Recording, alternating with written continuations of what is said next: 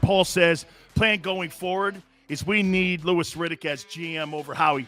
Hey, let's just go here with this. Let's put this all in perspective here. Howie Roseman, let's put this into the reality room, okay? Guys, let's put this in the reality room here. Howie Roseman ain't going anywhere.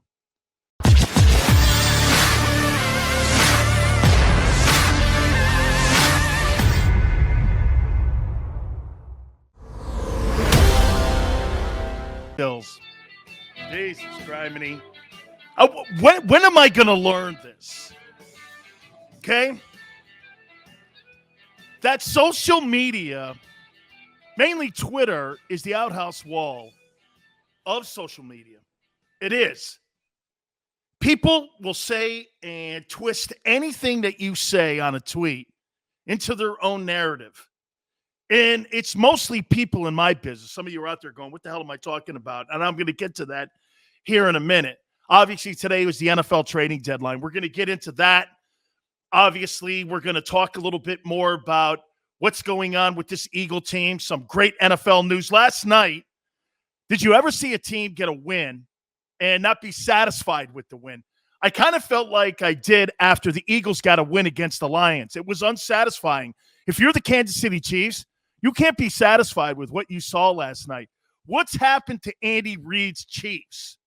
We'll get into that here in a minute. But as I mentioned a couple seconds ago, NFL trading deadline. I tweeted out, I don't know what it was, Xander, maybe 10 days ago, maybe 7 days ago, that the Philadelphia Eagles were actively shopping defensive tackle Fletcher Cox. I never in any way said that he was going to be traded.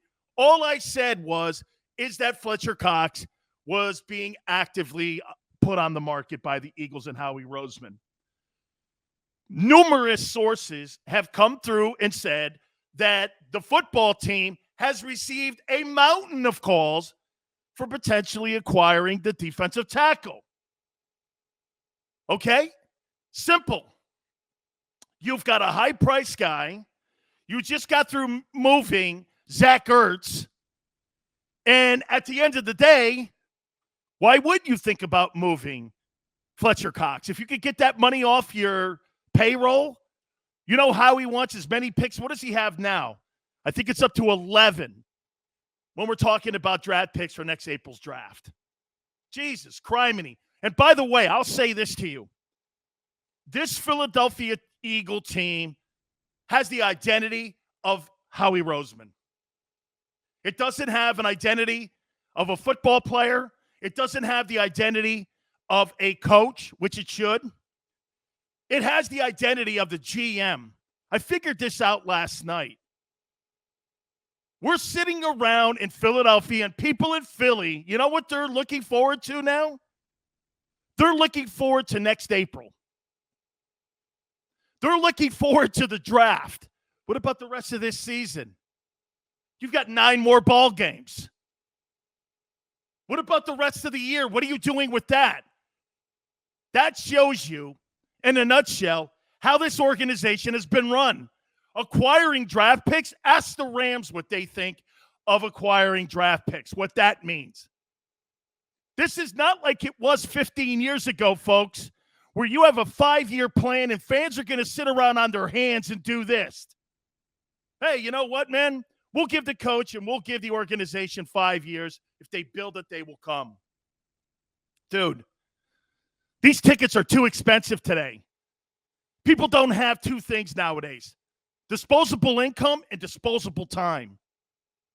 People want to sit there and they want to know that their money that they're investing in something that they enjoy, you are also putting the same type of investment in. Make no mistake about it, the Philadelphia Eagles have the identity of the GM, and that's not a good thing. How many teams out there in the NFL have the identity of a GM?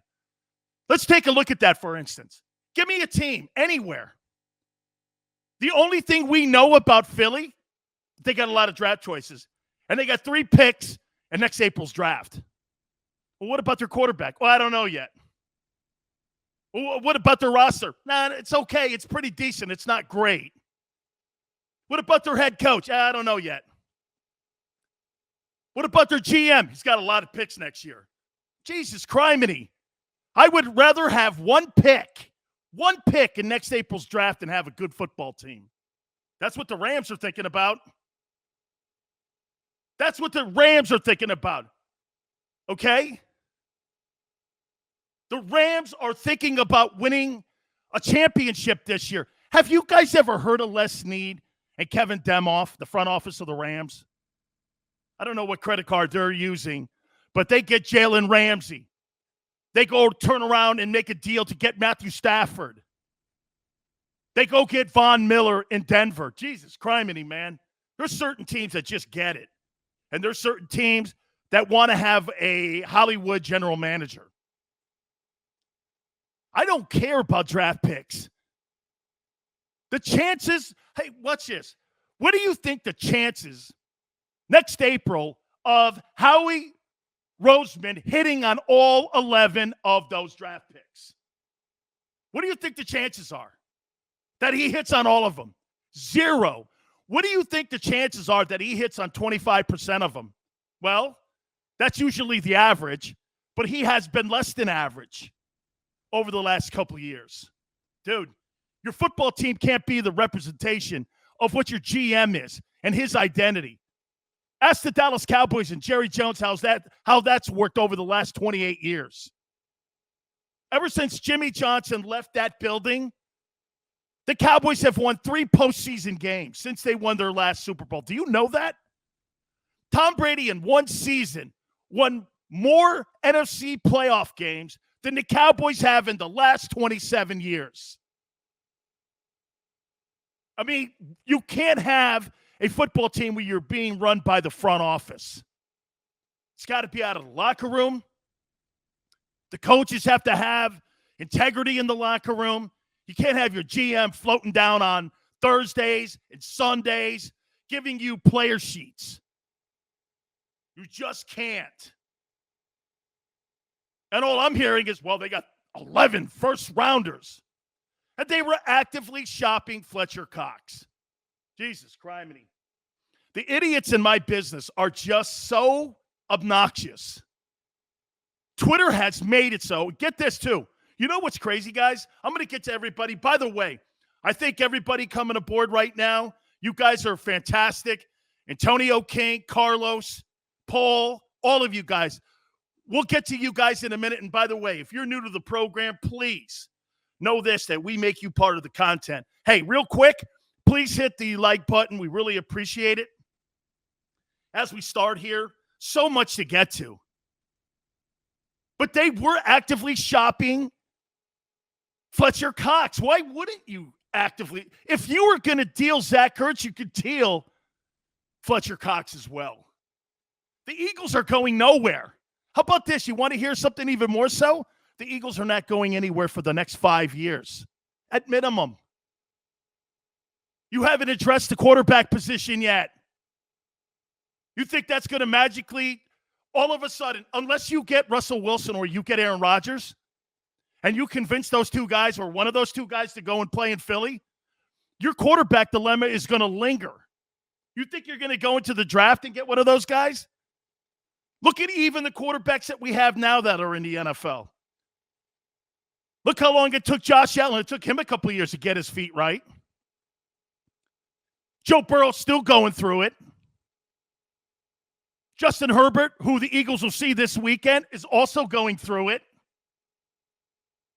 I mean, give me a break, dude. This thing is 5 years at minimum from turning around into a Super Bowl contender. And by the way, I don't care about winning NFC East titles. I'm talking about being a Super Bowl contender. When you have to pay $450 or $350 for a ticket at Lincoln Financial, folks, nobody's going to sit around and go like this. Hey, 5 years from now, I'll be back with you. I'll be here the whole way with you. Give me a break. Give me a break. So the Eagles and their fans are doing this. Next April, what about the remaining 9 games? What do you tell your fan base? We surrendered? Oh, this is a rebuild now. But at the beginning of the year, it wasn't. Now it is. Oh, it was always a rebuild. Everyone knew it. Maybe everyone except people in the front office. You didn't actually think that this football team was going to do anything this year, did you? Hey, I'll make a point to you. You don't actually think after watching the Chiefs last night play against the Giants in a struggle, you don't really think the Chiefs are a contender for the Super Bowl. They're not even the best 4-4 team in the AFC. Not even the best team in the AFC at 4-4. And you got Patrick Mahomes on the team, who you just gave $500 million to. Give me a break. Give me a break, right? All right. We are going to have a special guest in the second hour of the program. Bad Moon Rising. Andre Rison, who's on the Hall of Fame ballot this year. When he played, he was in the same conversation as Jerry Rice, Michael Irvin, all those fabulous wide receivers, best friends with Tupac Shakur. Left Eye Lopez, his relationship with her. We will talk with him about numerous things. He is one of the most polarizing people that you can ever speak to. And by the way, his Michigan State Spartans are having a hell of a season. So we will talk with Andre Rison, Bad Moon Rising. That'll be in hour number 2. All right. Carlos, Antonio King, David, thank you so much. HBQB says, J-Mac, I thank you for coming aboard. Anytime you guys want to bring anything to the table, we add it into the conversation. We got a boatload of stuff here, too. Let's start it off here. Antonio, the Eagles are toast. I agree, Dan. The Eagles are going nowhere fast. They are nowhere fast. Now the question, Antonio, is what do you do moving forward? What's the big plan moving forward? You've got to look at your roster and find out who you have on your roster that you want to be part of the 2020 season and thereafter. You got a dilemma here. It can't be about just developing one guy, the quarterback. It's got to be about developing Devontae. Devontae has been like Casper the Ghost the last couple weeks. I mean, this guy is like seen and not heard. David says, let's scoop up Jalen Smith. Yeah, if you give me Jalen Smith with no money attached around it and league minimum stuff, sure. Overpriced player, he's decent. He's probably better than anything that the Eagles have on their current roster right now. HB says everyone knows it, but those that believe Hurts will be next year's starter, hey, man, I don't believe that. Paul loves Rising.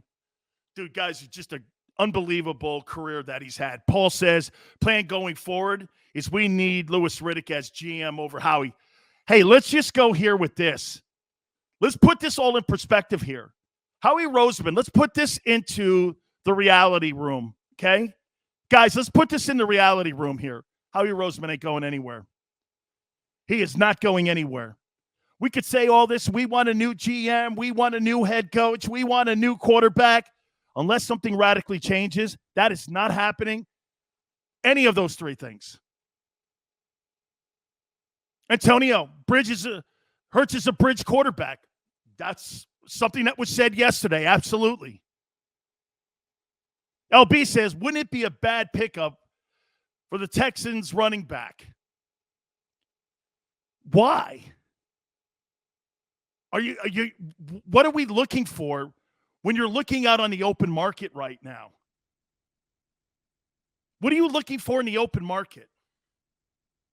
To try to be competitive in the East? What are you looking for? I'd rather look at my guys that I have on my roster that I drafted. Okay? That would give me also a sense of the people that are evaluating the roster. Every time I see turnover with free agents, you know what I say? Must not have drafted too well. That's why Howie Roseman's not going to go out into the open market and pick guys up off the waiver wire. He's not going to do that. Okay? He is not going to go out in the open market and look at somebody else's mistakes and put them on his team and cut his mistakes. You feel me? He doesn't do what's in the best interest of the Eagles. Howie Roseman does what's in the best interest of himself. It's called job security. We all do it. You're going to save your job before you're going to save someone else's. You think Howie's doing what's in the best interest of the Eagles? Or do you think he's looking out for his legacy? You see, once these guys got a Super Bowl, now it's all about building things around that legacy of having won a Super Bowl in Philly. It's like Theo Epstein. You know, the general manager for, the Red Sox and the Cubs, that guy doesn't have to do anything ever again. Why? They'll build statues of him out front of Fenway and also in Wrigley in Chicago. This guy was the general manager of two places that were starving for a title. He brought a World Series championship to those two cities that were starving for over 100 years to win a World Series. This guy's a legend. Doesn't have to do anything else. Not considered the greatest general manager of all time, but I'll tell you what, he delivered championships in cities that were starving for it. That's legacy. That's all Howie's doing here. Howie hires people in case they have to be used as excuses. Fan since 75. How does he still have job security? 2017, bro. 2017. 2017. That's how he keeps his job security. Super Bowls will do a lot for you. Dave says Hurts will prove you doubters wrong. You want to hear something? Here, Xander, put up David's comment there. Hurts will prove you doubters wrong. David, I can only hope so. I can only hope so. I am not one of these hosts that sits around praying for failure. If Jalen Hurts fails, the organization fails. The fans will have to go through misery for the next 5 years. Who in their right mind wants that? Nobody. I would never root for his failure. You know who you root for people to fail? Jackasses. Good people you don't root for that work hard, want to embody a community, love what they're doing, love their teammates. Teammates love him. Why in their right mind would you root against something like that? You root against Ben Simmons. You don't root against Jalen Hurts. Jalen Hurts is everything that's great in sports. Told he couldn't succeed at Alabama, goes to Oklahoma, puts him in the Final Four. Gets drafted in the second round, doubters all over the joint, including me. But you know what in the back of my mind is, hey, I'll give you a great example of that. Man, I can't be more wrong about Lamar Jackson than I have been with any player I have ever evaluated in my 30 years in broadcasting. Kudos to him. Man, has he proven me wrong. He is a star to watch. He is somebody you want to build your team around, your community around. Out with the inner city kids in Baltimore constantly. Guys playing DB, covering wide receiver kids on the park bench, sitting there talking to kids, playing ball with them. It's really awesome. He is everything that embodies what a franchise quarterback should look like. Same thing with Dak Prescott in Dallas. You don't root for people like that to fail. You root for people like that to succeed. Greg says he has pictures. I'm assuming he's talking Howie Roseman and how he keeps his gig. Blue City Empire. A lot of people are rooting for Daniel Jones to fail, but I'm not. Blue City, man, that last drive last night was atrocious. You got to admit it. Say it, dude. That was terrible last night. In Kansas City, that last drive, He looked like he was completely lost last night. Man, is it coaching? Is it Dave Gettleman? Here's something about Dave Gettleman, the general manager of the Giants. You know, Dave Gettleman, ever since he's been the general manager of that football team, taking over for Reese as GM, he has not been able to figure out the O-line. He cannot build an O-line. How can you tell if the quarterback sucks? Can you really tell if the quarterback sucks when you have an O-line like that? They were terrible last night. Sometimes it just goes around where you just don't have enough good components around you to be successful. You know what I'm saying? Jermaine, appreciate you coming aboard. Thank you, my friend. Hire Adam Schefter as GM. Ugh, another TV guy. I want somebody who's actually built a team. I'll take John Dorsey or Alonzo Highsmith. I'll take somebody like that. Yeah, but damn, one of them is not really a cool dude to get along with. I don't care about that. You know, that's the difference between me and other folks. I'll hire somebody who's a jackass. I'll hire him if he's talented. I'll hire Aaron Rodgers. You may not like Aaron Rodgers, but I'm going to put him on my team. Okay? I'm going to put him on my team. Well, he's not the best teammate. Okay, you're telling me you won't take Aaron Rodgers? No, but okay, just checking.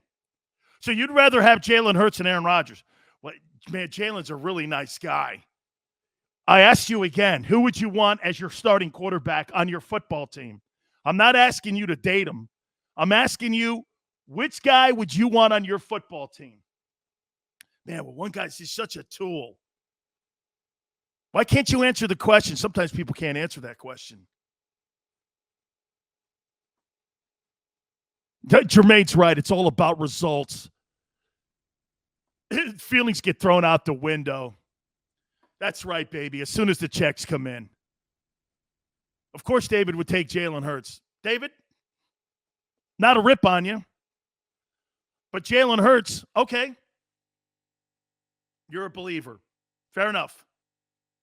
Fair enough. I may be wrong. Because we're still trying to figure out if the head coach is the guy moving forward. That is this franchise. You know, is this franchise going to be developed under Nick Sirianni? We're still developing that yet. But they were ready-made for the playoffs. William, you're not talking about the Eagles, I'm assuming. Okay, you're not talking about the Eagles. They were not playoff built. This football team is not playoff built. Zero running game. See what that was there, man. I missed it here. Tom Brady took a losing team to the Super Bowl. The Buccaneers have not won a Super Bowl since 2002. Blue City Empire. Well, when you have a quarterback like that, my friend, okay, and you have the GOAT can work miracles. William, I got it now, but they were ready. You're right, because they had components on defense, and they had people like, Mike Evans, and they had Goodwin. Even O.J. Howard's a heck of a tight end. Then they added Leonard Fournette. You're right. Arians and the coaching staff, they just needed a signal caller. Just shows you, too, man, in some aspects, how close teams are, really, if you get the right guy in the building. Right? All right, I'm going to ask a question. I asked this question on Twitter. Who would you rather have right now as your starting quarterback? And I'm going to play a game with you here. Would you have rather have still had Carson Wentz on this team? Or are you happy with Jalen Hurts? We're going to hit on that. Don't forget Andre Rison in hour number 2. You keep it here on this.